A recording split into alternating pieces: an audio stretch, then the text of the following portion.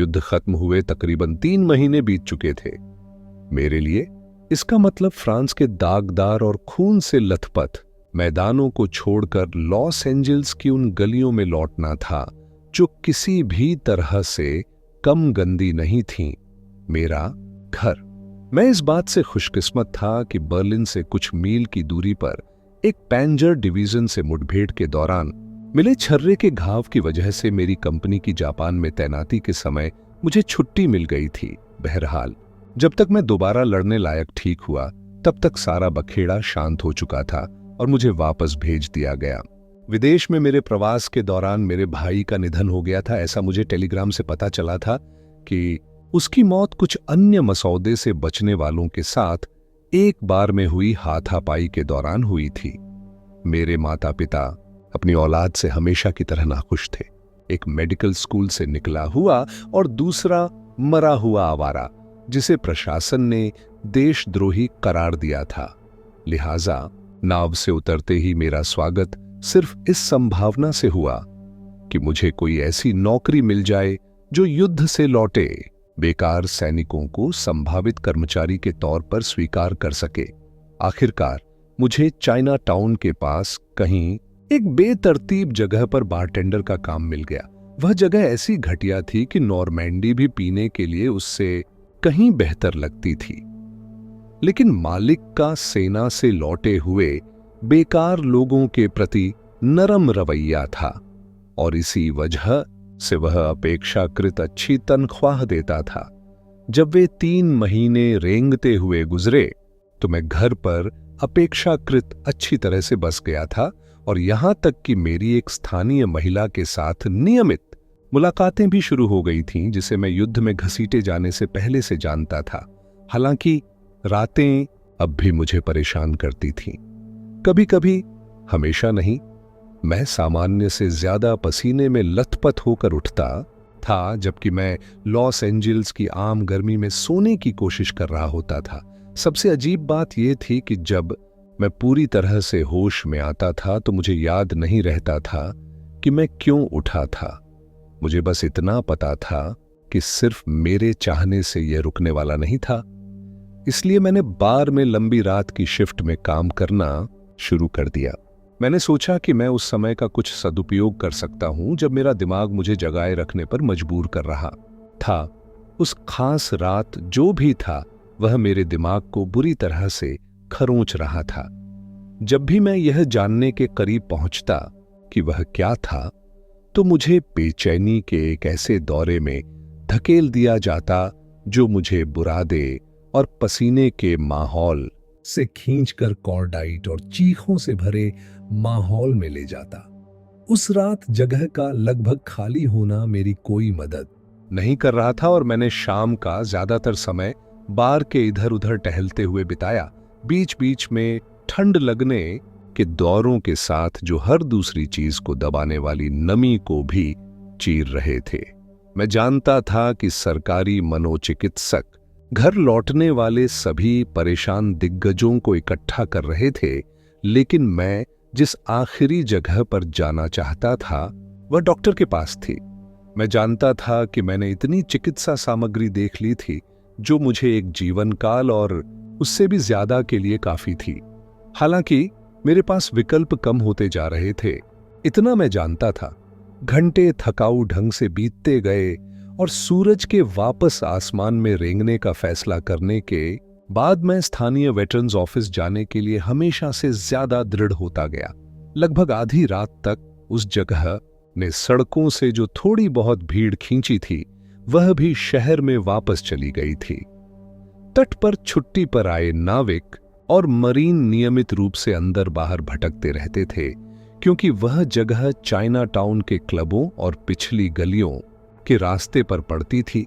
कभी कभार 1 या 2 नियमित ग्राहक बार पर प्रकट होते थे, कभी कभी पड़ोस में मौजूद कई अन्य घटिया जगहों से लाई गई किसी छिनाल के साथ। बहरहाल आधी रात को दोनों समूह काफी हद तक गायब थे। वे पहले जरूर यहां थे, लेकिन रात के उतार चढ़ाव ने उन्हें एक अकेले ग्राहक से बदल दिया था। अपने दिमाग में बसे किसी भी भूत से जूझते हुए और नियमित ग्राहकों की सेवा करते हुए मैंने उसे शाम भर बार के करीब और करीब आते देखा था। जगह खाली होने पर यह साफ दिख रहा था कि उसने आखिरकार अपनी यात्रा पूरी कर ली थी, क्योंकि वह काउंटर के दूर वाले छोर पर एक स्टूल पर बैठा था। हालांकि मैं थका हुआ था। मुझे पता था कि जो भी नींद मुझे मिल सकती थी वह तुरंत मेरी पकड़ से छूट जाएगी और मुझे पिछली कई रातों की तरह सीधा बैठा देगी। इसलिए उस आदमी को बाहर निकालने और जगह बंद करने के बजाय मैं उसके पास गया और उसका ऑर्डर पूछा। मैं एक ब्रांडी लूंगा, सीधी, अगर आपको ऐतराज ना हो। उसने कुछ परिचित लहजे में कहा, लेकिन यह ऐसा था जिसे मैं किसी भी तरह से पहचान नहीं सका। शायद यह उन आवाजों में से एक थी जिसे हर कोई बस जानता है, एक तरह से पितृसत्तात्मक, खून में, शायद दादाजी की तरह। एक ऐसी आवाज जो कहती है, शांत हो जाओ, मुझ पर भरोसा करो, चाहे उसमें कोई भी शब्द क्यों ना हो। मैंने उसे सिर हिलाया और पीछे की दीवार पर रैक में भरी सस्ती शराब की एक बोतल से जूझने लगा। जब मैं वापस मुड़ा तो मैंने देखा कि उसने अपनी सीट बदल ली थी ताकि वह बार के बीच में आ जाए। उसके चेहरे पर कुछ ऐसा भाव था जो किसी खास चीज को छुपा रहा था। मुझे नहीं पता, शायद उदासी। नहीं, उदासी कहना ज्यादा सही होगा, लेकिन वह भी इसे पूरी तरह से बयान नहीं करता। जो भी था, उसने मुझे इतना परेशान किया कि मैंने उसका ड्रिंक रखते समय ज्यादा सावधानी बरती। एक पल के लिए मुझे लगा कि उसने ध्यान नहीं दिया, लेकिन फिर उसने मेरी आंखों में सीधा देखा और मुझे सिर हिलाया। बहुत आभार दोस्त। फिर से उसकी आवाज में कुछ अलौकिक गुण थे। ऐसा लग रहा था जैसे वह गूंज रही हो, जबकि जगह एक ताबूत जितनी छोटी थी। मैंने सिर हिलाया और दीवार के सहारे खड़ा हो गया। मेरी बाहें मेरी छाती पर मुड़ी हुई थीं, एक ऐसी बातचीत की उम्मीद में जो मुझे यकीन भी नहीं था कि मैं चाहता हूं। उस आदमी ने अपने पेय के कुछ उथले घूंट लिए और फिर गिलास को बार पर रख दिया। उसके बाद एक थैली को उठाकर उसके बगल में रख दिया। वह 20 साल से ज्यादा का नहीं रहा होगा और फिर भी उसके चेहरे पर ऐसी थकी हुई रंगत थी जिससे सिर्फ उम्र ही किसी व्यक्ति को दंडित करनी चाहिए। यह वही रंगत थी जो मेरे चेहरे पर थी और लगभग हर उस व्यक्ति के चेहरे पर थी जिसे मैं जानता था जब वे फ्रांस या जापान या इटली से वापस आए थे। अगर वे वापस आए भी तो उसके हाथ उस फटे हुए चमड़े के बैग में गायब हो गए जिसे उसने बार पर रखा था, और फिर भी उसकी आंखें उनकी अनुपस्थिति के दौरान मुझ पर टिकी रहीं। उनकी गहरी हेजल रंगत थी जो वही कहानी कह रही थी जो उसके चेहरे की समय से पहले की झुर्रियां कह रही थीं। कहने की जरूरत नहीं, उन्होंने मुझे बिल्कुल भी सहज नहीं किया। यह गतिरोध पूरी रात और कई और रातों जैसा लगने के बाद उसने थैली से एक बटुआ निकाला और उसे सूखे झटके के साथ बार पर रख दिया। ऐसा लगता है कि मेरे पास ड्रिंक के पैसे पूरे नहीं हैं। क्या मैं आपको इसके बदले अपना कान दे सकता हूं? उसकी पिछली गर्मजोशी भरी आवाज किसी अनिश्चित चीज के नीचे दब गई थी जो तेजी से भयानक होती जा रही थी। उसकी आवाज से सारी लय गायब हो गई थी, जिससे मुझे उस रिकॉर्ड की स्थिर खरोंच याद आ गई जो खत्म होने के बाद भी काफी देर तक घूमता रहता है। नींद और मुनाफे भाड़ में जाए। मैंने सोचा मैं उसे यहां से भगाना चाहता था, और फिर भी उसमें कुछ इतना अजीब था कि मैं उसे यूं ही बाहर अंधेरे में गुम हो जाने नहीं दे सकता था ताकि वह फिर कभी दिखाई न दे। ये मेरी तरफ से है, लेकिन आपका क्या मतलब है? इससे पहले कि मैं अपनी बात पूरी कर पाता, उसने उसी नीरस आवाज में बीच में टोक दिया, एक कान मेरे दोस्त, कोई जिस पर तुम भरोसा कर सको। तुम युद्ध में थे, है ना? मैंने हां में सिर हिलाया। मुझे इन चीजों का अंदाजा हो जाता है। देखिए, मैं भी सेवा कर रहा था। शायद आप अपनी कहानी शुरू करने से पहले मेरी कहानी सुनना चाहेंगे? शुक्र है इस समय तक नीरस आवाज पिछली ज्यादा सुखद आवाज में बदल गई थी। फिर से मैं सिर्फ अपना सिर हिला सका। उसने बटुए को वापस थैली में रख दिया जहां से वह निकला था और अपने गिलास में बची हुई शराब पी ली। मैं एक पादरी था, भर्ती हुआ। ऐसा लगता है जैसे एक युग बीत गया हो। मैंने सिसिली से लेकर इवो जिमा तक के सैनिकों की सेवा की। यह निश्चित रूप से मुश्किल काम था, लेकिन फिर कोई भी काम जो करने लायक हो हमेशा मुश्किल होता है और निश्चित रूप से भगवान द्वारा सौंपे गए कार्य से बड़ा कोई कार्य नहीं है। उसने खत्म करने के बाद थोड़ा इधर उधर खिसका। कुछ सेकंड के लिए दीवार से दीवार तक चुप्पी छा गई, जब तक कि मुझे अपनी तरफ से कुछ कहकर उसे तोड़ने की इच्छा नहीं हुई, भले ही वह अकेले पीने वाले को जल्दी से रवाना करने के लिए ही क्यों न हो। उसके पूरे व्यवहार के साथ साथ यह नई जानकारी कि वह एक उपदेशक था ने उसके किसी भी रहस्य को खत्म कर दिया और वह मुझे परेशान करने लगा। मैं खुद एक डॉक्टर था। शुक्र है कि मैंने सिर्फ फ्रांस में ही कार्रवाई देखी। तो फिर ये पीना पीना क्या है? मुझे लगा कि तुम्हारे जैसे लोगों को इसकी इजाजत नहीं होती। वह अपनी सीट पर फिर से खिसका और अपनी आंखों को एक गहरी टकटकी में जमा दिया जो कहीं खो गई। मैंने कहा कि मैं भगवान का आदमी था दोस्त। अब युद्ध खत्म हो गया है, मुझे दूसरे काम देखने हैं। हालांकि वे अभी भी उसकी देख रेख में हो सकते हैं, लेकिन उन्हें इतनी ज्यादा नियमन की जरूरत नहीं है। उसकी सफाई में एक दबी हुई हंसी सुनाई दी, एक ऐसी आवाज जिसे मैं फिर कभी नहीं सुनना चाहूंगा। अपनी सेवा के दौरान के बारे में तो बताओ। मुझे तब तक इसके बारे में ज्यादा बात करने का मौका नहीं मिला था। मैंने सोचा कि अगर मैं इसके बारे में चुप रहूंगा तो अनिद्रा बंद हो जाएगी। शायद मैं भूल पाऊंगा। शायद मैंने इसलिए बात नहीं की क्योंकि बात करने के लिए कोई नहीं था। जो भी कारण हो, मैंने उसकी बात मानने का फैसला किया।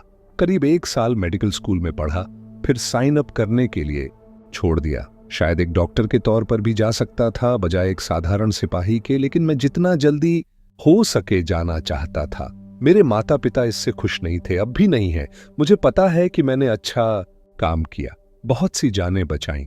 मुझे यकीन नहीं है कि उस समय मैंने इसमें से कितना माना था, लेकिन ऐसा लगता था कि इसने भगवान के आदमी को दिलचस्पी दिखाई। हमारी पूरी बातचीत के दौरान उसने जो खाली भाव रखा था वह पल भर की चिंता में बदल गया। और तुम्हारी सबसे बड़ी असफलता, माफ कीजिएगा, हम सब में होती है ऐसे पल जब हमें लगता है कि हमें बेहतर करना चाहिए था। और तुम्हारी कौन सी है? मैंने अपनी गर्दन के पीछे खुजली की, इस उम्मीद में कि वहां बन रहे डर के स्पष्ट भाव को पकड़ लूंगा, लेकिन मुझे सिर्फ चिपचिपी चमड़ी महसूस हुई जिसकी मुझे आदत हो गई थी। एक मरीज ऐसा था जिसे हम बचा नहीं सके। एक बच्चा, शायद उस समय मेरी ही उम्र का। उसे नॉर्मैंडी से कुछ मील दूर एक सड़क के पास एक जर्मन स्निपर के ठिकाने से गोली लगी थी।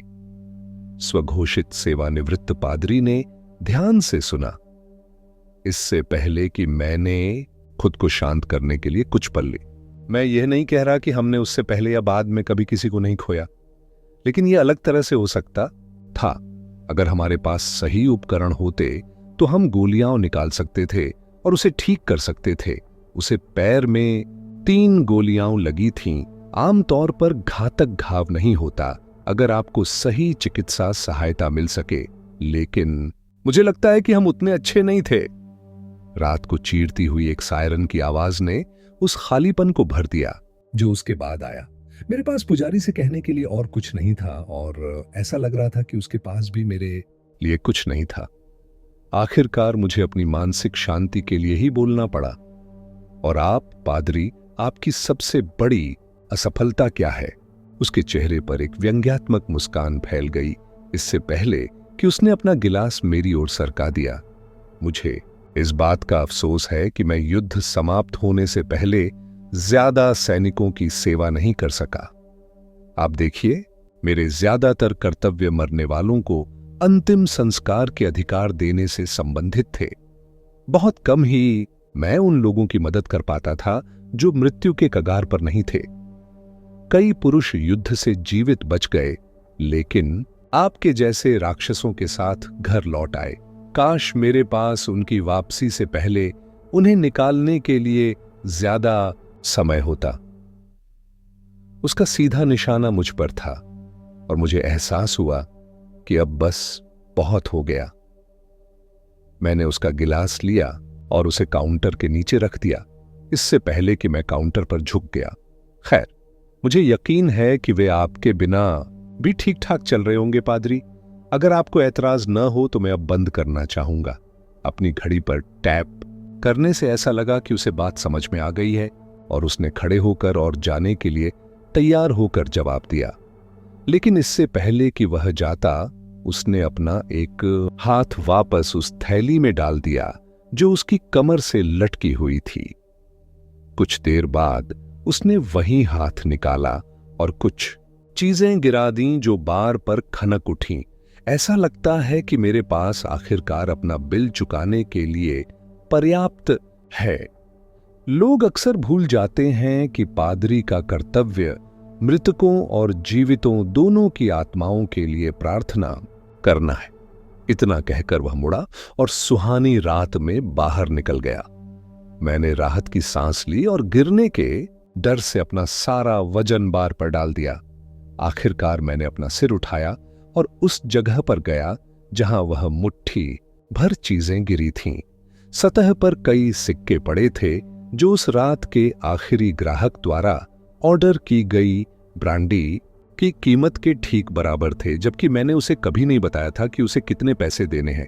और चांदी के सिक्कों की जानी पहचानी चमक के बीच एक लाल तांबे की चमक चमक रही थी, जिसे मैंने घर लौटने के बाद से नहीं देखा था। वह हल्की चमक 3 खाली कारतूसों से निकल रही थी।